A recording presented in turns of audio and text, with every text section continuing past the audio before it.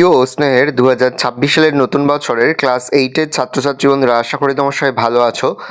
আজ আমরা যে বিষয়টি নিয়ে আলোচনা করব, ক্লাস 8-এর সেকেন্ড ইউনিট টেস্ট অর্থাৎ দ্বিতীয় পর্যায়ক্রমিক মূল্যায়নের বাংলার প্রশ্নপত্র নিয়ে। দেখো, সরাসরি অষ্টম শ্রেণীর বাংলার প্রশ্নপত্রটা দেখতে পাচ্ছ। ফুল মার্কস তোমাদের রয়েছে 50, সময় তোমাদের রয়েছে 1 ঘন্টা 30 মিনিট। একের দাগে সঠিক উত্তর নির্বাচন করো যে কোনো 12টি প্রশ্নে, মানে 1 করে 1 × 12 = 12। তুমি ড্যাশ মতো পাশে দাঁড়াও, শূন্যস্থানে বলবে গাছের পাখির রাখির বাঁশির পাখির। দ্রুতপদে প্রস্থান করিল কে? রমা, রমেশ, চাষিরা, আকবর। রমেশ। নাটোরের মহারাজার নাম রবীন্দ্রনাথ, জগদীন্দ্রনাথ, জানকীনাথ ঘোষাল, অবনীন্দ্রনাথ ঠাকুর। জগদীন্দ্রনাথ রায়। কৃষক আসিয়া কাঁদিয়া পড়িল। কতজন কৃষক ছিল? 15, 20, 25, 33 জন, 20 জন। মাচানের তলায় রঙের ঢেউ মিলেছে। কলমি শাক, পালং শাক, লাল নোটে শাক, সর্ষে শাক, লাল নোটে শাক। ছেনুমাসিরা কোথা থেকে এসেছিলেন? ভবানীপুর, আলিপুর, উত্তরপাড়া, শ্রীরামপুর। উত্তরপাড়া। ডাম্বল আলমারি ভেঙে কার বই নামিয়েছিল? সেজো কাকার। সেজো মেজদাদার। বেনুমাসির ছোট কাকার। সেজো কাকার। মানুষ বড় গাছে তুমি ভালোবেসে তাহার। মানুষ হয়ে পাখির মতো পাশে দাঁড়াও। মানুষ হয়ে পাশে দাঁড়াও। সূর্য ওঠে ওঠে, এটা হচ্ছে সমাপিকা ক্রিয়া। যে পদের দ্বারা কোনো কিছুর নাম বোঝায় তাকে বলে বিশেষ্য পদ। বৃথা সময় নষ্ট করো না, এটি অনুজ্ঞাবাচক বাক্য। ধাতুর সঙ্গে ক্রিয়া বিভক্তি যুক্ত হয়ে ক্রিয়াপদ তৈরি হয়। অপু একটুখানি মুখে তুলিল। অপু কি পদ? বিশেষ্য পদ। 2-এর দাগে সংক্ষেপে নিচের প্রশ্নগুলোর উত্তর দাও যে কোনো 12টি।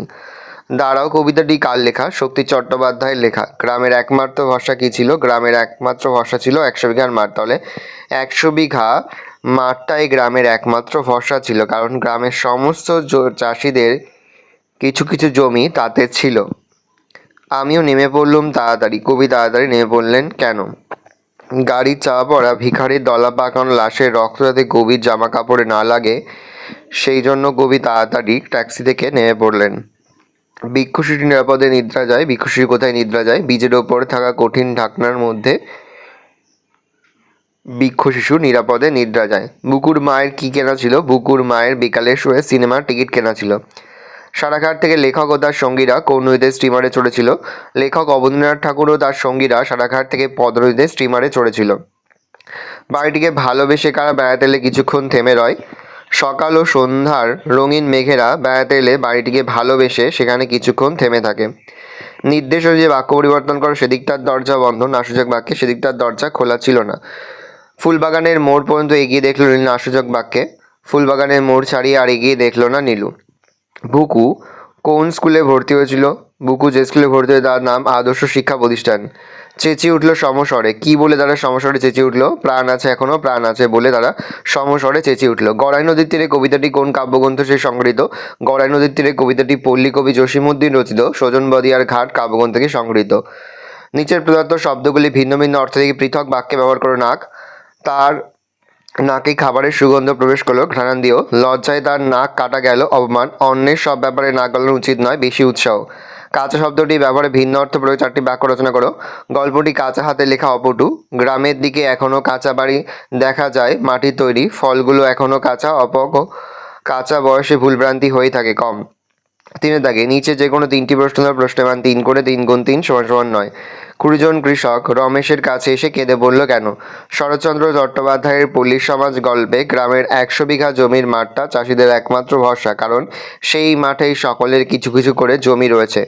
এবারে দুদিনের অবিরাম বৃষ্টিতে সেই মাঠ ডুবে গিয়ে ধান নষ্ট হওয়ার উপক্রম হয়েছে। মাঠের পূর্বধারে খুব বড় সরকারি বাঁধ। পূর্ব ও পশ্চিম প্রান্তে গ্রাম উঁচু। একে বল নিচু। দক্ষিণ দিকের বাঁধটা ঘোষাল ও মুখুজ্জদের। চাষিরা জমিদার বেনি ঘোষালের কাছে গিয়ে বাঁধ কেটে জল বের করার আবেদন জানায়, কিন্তু বছরে 200 টাকার মাছ বিক্রি হয় বলে বেনি তাদের কথায় কর্ণপাত না করে তাড়িয়ে দিয়েছে। চাষিরা তখন সেই সমস্যা সমাধানের জন্য রমেশের কাছে এসে কেঁদে পড়ল।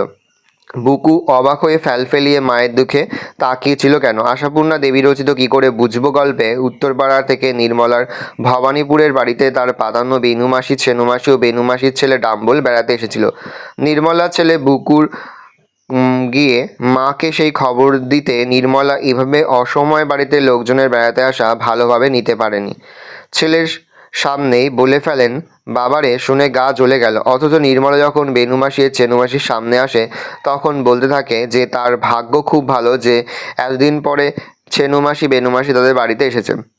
এতদিন পরে দেখা হওয়ায় নির্মলা খুবই আনন্দ হচ্ছে। মায়ের এই সম্পূর্ণ উল্টো দুধরনের আচরণ দেখে বুকু অবাক হয়ে মায়ের মুখের দিকে তাকিয়েছিল। একেই বলে রাজসমাদর। উদ্ধৃতির আলোকে নাটোরের মহারাজার অতিথি বাৎসল্যের পরিচয় দাও। কংগ্রেসের প্রাদেশিক সম্মেলনের অভ্যর্থনা কমিটির সভাপতি ছিলেন নাটোরের মহারাজ জগদীন্দ্রনাথ রায়। তিনি কলকাতা থেকে ঠাকুরবাড়ির তরুণদের এবং জাতীয় কংগ্রেসের কর্তা ব্যক্তিদের নাটোরে আমন্ত্রণ জানান। আমন্ত্রিতদের জন্য স্পেশাল ট্রেনের ব্যবস্থা, স্টিমারে খাওয়া দাওয়ার ব্যবস্থা, অতিথিদের প্রত্যেকের বাক্সপ্যাঁটরা বয়ে নিয়ে যাওয়ার বন্দোবস্ত, নাটোরে বিপুল অভ্যর্থনা, আদর যত্ন সকলকে মুগ্ধ করেছিল। আমন্ত্রিতদের প্রত্যেকের যখন যা প্রয়োজন তা চাইবার আগেই সকলের কাছে পৌঁছে যেত। তাছাড়া কারোর যাতে কোনো রকম অসুবিধা না হয় স্বয়ং মহারাজ নিজে ব্যক্তিগতভাবে তার খোঁজখবর নিতেন। এরকম বিপুল আদর আপ্যায়নকেই তাই লেখক সত্যিকারের রাজসমাদর বলে মনে করেন। ছেলের কথা শুনে বুকুর মার মাথায় বজ্রাঘাত। ছেলের কথা শুনে বুকুর মার মাথায় বজ্রাঘাত হলো কেন?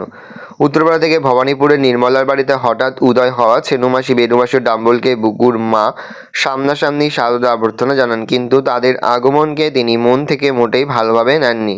এই কথা তিনি তার ছেলের সামনে বলেও ফেলেছিলেন। এরপর অতিথিদের সামনে হৈ হৈ করে অভ্যর্থনার অভিনয় করার পরই বুকুর সত্য কথাটি তাদের বলে দেয়। আর তখন ওই অপমানের লজ্জায় বুকুর মার মাথায় যেন বজ্রাঘাত হয়। 4 দাগে নিচে যে কোনো 3টি প্রশ্ন দেওয়া, প্রশ্নের মান 3 করে, 3 গুণ 3 সমান সমান 9।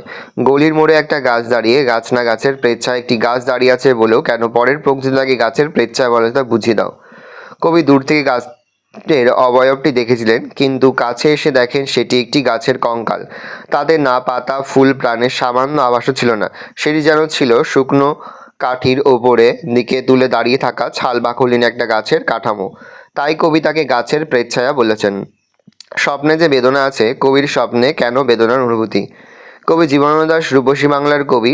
নগর জীবনের ক্লান্তি ও বিষণ্ণতাকে একেবারে ফিরিয়ে নিয়ে গেছে শৈশবের গ্রাম বাংলার দিনগুলোতে। গ্রাম বাংলার ফেলে আসা দিনগুলোর কথা ভেবে কবির মন আলোড়িত হয়েছে। বিষণ্ণতা তাকে আষ্টেপৃষ্ঠে জড়িয়ে ধরেছে।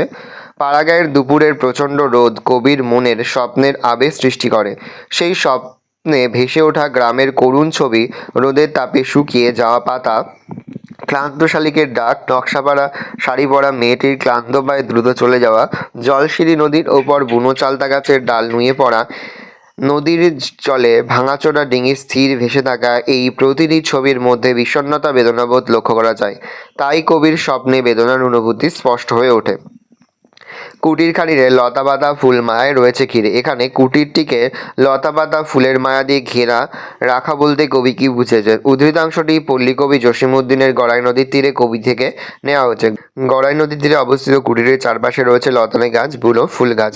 কবির কাছে মনে হয়েছে প্রকৃতির এই লতাপাতা আর ফুল যেন স্নেহ মায়া আদরে জড়িয়ে রেখেছে কুটিরটিকে, অর্থাৎ কুটিরটি যেন প্রকৃতিরই অংশ হয়ে উঠেছে। ডিঙিটিরে বেঁধে রেখে গিয়েছে। ডিঙিটি কোথায় বাঁধা আছে? ডিঙিটির বর্ণনা দাও। কবি জীবনানন্দ দাশের লেখা পাড়াগা ধূপর ভালোবাসি কবিতায় ডিঙিটি হিজল গাছে বাঁধা আছে। ডিঙিটির বর্ণনা: ডিঙিটি ছাঁচড়া ফোপড়া অর্থাৎ জীর্ণ ভাঙাচোরা। ডিঙিটির প্রয়োজনীয়তা শেষ হওয়ার সঙ্গে সঙ্গে মালিকের কাছে তার গুরুত্ব হারিয়ে গেছে। হিজলের গুড়িতে ভাঙাচোরা ডিঙিটিকে বেঁধে রেখে মালিক বেমালুম ভুলে গেছে। সে আর কখনো সেখানে ফিরবে না। একাকী পরিত্যক্ত জরাজীর্ণ ডিঙির নিঃশব্দ বেদনার শরিক হয়েছে কবি। 5 দাগে নিচে যে কোনো একটি প্রশ্ন দেওয়া, প্রশ্নের মান 2। বৃদ্ধ নরোত্তম দাস বাবাজির সঙ্গে অপুর কীভাবে ভাব হয়েছিল?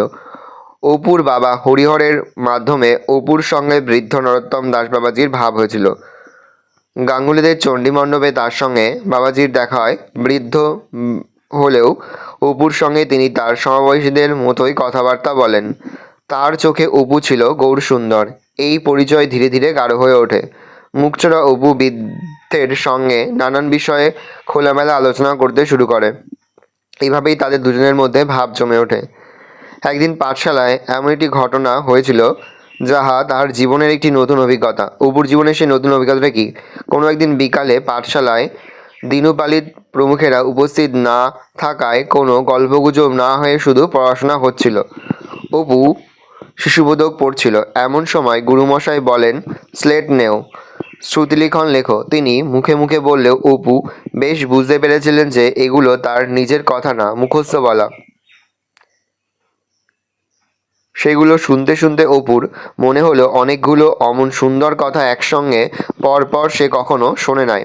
সে যদিও সব কথার অর্থ বুঝতে পারছিল না, তবু অজানা শব্দ বা ললিত পদের ধ্বনি ঝংকার জড়ানো এই অপরিচিত শব্দসঙ্গীত তার অভ্যস্ত কানে বা অনভ্যস্ত কানে অপূর্ব ঠেকল, এবং সব কথার অর্থ না বোঝার জন্যই কুহেলি ঘেরা অস্পষ্ট শব্দ সমষ্টির পিছন থেকে একটা অপূর্ব দেশের ছবি তার কল্পনায় বারবার উকি দিচ্ছিল। পাঠশালার এই দিনটি তার জীবনের এক নতুন অভিজ্ঞতার সঞ্চয় ঘটিয়েছিল। তারপরে দেখো যে পত্র রচনা, হাসপাতালের সামনে চড়ে মাইক বাজানো অমার্জনীয় অপরাধ, এই মর্মে সচেতনতা গড়ে তুলতে সংবাদপত্রে চিঠি লেখো। লেখা শুরু করবে শ্রদ্ধেয় সম্পাদক সহিবেশু, দৈনিক সুখবর, হাবড়া, উত্তর চব্বিশ পরগনা। বিষয়: হাসপাতালের সামনে মাইক বাজানোর বিরুদ্ধে প্রতিবাদী পত্র। সশস্ত্র নিবেদন, দেখে নাও।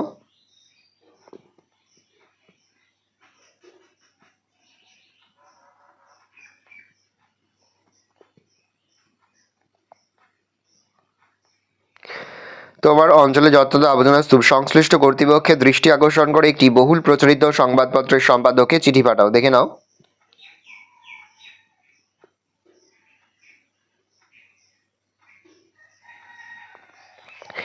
এই রয়েছে টোটাল তোমাদের সেকেন্ড ইউনিট টেস্ট অর্থাৎ দ্বিতীয় পর্যায়ক্রমিক মূল্যায়নের ক্লাস 8-এর বাংলার প্রশ্নপত্র। ভালো করে প্রশ্নপত্রটা দেখে নাও।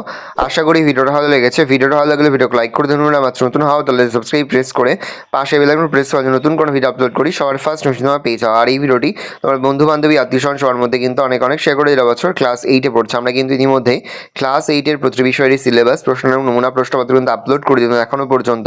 সেই ভিডিওগুলো না দেখে থাকো, ভিডিওগুলো কিন্তু দাত্রী সকলকে জানাই আগাম পরীক্ষার অনেক শুভেচ্ছা এবং অভিনন্দন। আশা করি সকলের পরীক্ষায় খুব ভালো হবে। কোনো প্রশ্নের উত্তর লিখতে বা বুঝতে কোনো রকম অসুবিধা হয় তাহলে কিন্তু নির্দ্বিধায় কমেন্ট করে জানাতে একদমই ভুলবে না। ভালো করে দেখে নাও।